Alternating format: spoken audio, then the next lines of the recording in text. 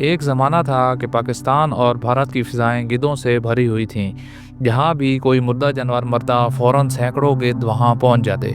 लेकिन फिर अचानक ऐसा क्या हुआ कि ये गिद्ध गायब हो गए? कुछ लोगों ने कहा शायद इन्हें कहीं और ले जाया गया, लेकिन तहकीक ने बिल्कुल मुख्तलिफ हकीकत दिखाई। ज़ोन टीवी की वीडियोज़ में एक बार फिर से खुशामदीद। चंद दिहाइयों पहले हर गांव, खुले मैदान और पहाड़ी इलाकों में गिद्ध आम थे। जहां भी कोई मुर्दा जानवर होता, गिद्ध फौरन पहुंच जाते।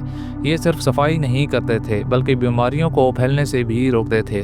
पाकिस्तान और भारत दोनों में ये परिंदे एक अनमोल और अहम किरदार अदा करते थे। फिर अचानक गिद्धों की तादाद कम होने लगी। लोग हैरान थे, कुछ ने कहा शायद किसी ने इन्हें पकड़कर दूसरे मुल्क बेच दिया। अफवाहें फैलीं, लेकिन कोई ठोस सबूत नहीं था। ये राज तहकीक के जरिए खुला। साइंटिस्ट और रिसर्चरों ने गिद्धों की अचानक कमी पर तहकीक की। वो हैरान रह गए कि एक खास दवा डिक्लोफिनेक जो बीमार मवेशियों को दी जाती थी, गिद्धों की मौत की असल वजह थी। जब ये दवा लगा हुआ मवेशी मर जाता और गिद्ध इसकी लाश खाता, तो दवा गिद्ध के गुर्दे को नुकसान पहुंचाती और वो चंद घंटों या दिनों में मर जाते, जिसने वाज़ह किया कि गिद्धों की अचानक गायब होने की असल वजह इंसानी सरगर्मी और डिक्लोफेनेक दवा थी, ना कि किसी ने इन्हें बेच दिया या पकड़ लिया। चंद सालों में पाकिस्तान और भारत में 95% गिद्ध ख़त्म हो गए।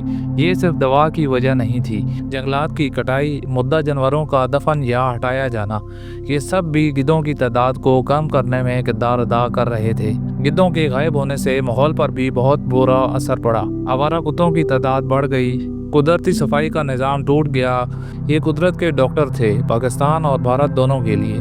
अच्छी खबर ये है कि डिक्लोफेनेक अब दोनों ममालिक में बैन है। भारत के कुछ इलाकों में गिद्ध आहिस्ता आहिस्ता वापस आ रहे हैं। पाकिस्तान में भी पहाड़ी और दूर दराज इलाकों में कुछ बचे हुए हैं। लेकिन अगर हमने सबक ना सीखा तो ये वापसी भी खतरे में है। गिद्ध बेचे नहीं गए और ना ही बाहर ले जाए गए। ये हमारी लापरवाही और इंसानी सरगर्मियों की कीमत है। पाकिस्तान और भारत दोनों के लोग इस हकीकत को समझें। अगर आप भी फितरत के इस अहम किरदार को बचाना चाहते हैं तो वीडियो को लाइक करें, शेयर करें और आगाही फैलाएं।